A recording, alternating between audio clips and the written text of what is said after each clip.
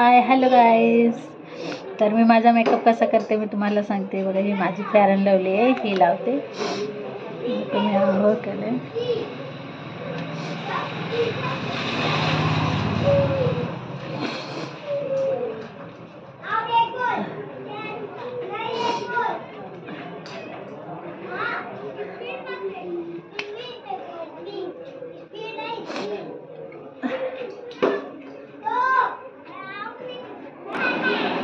तो गाईज आणि आता मी ही पावडर लावणार आहे, पॉन्ड्स पावडर.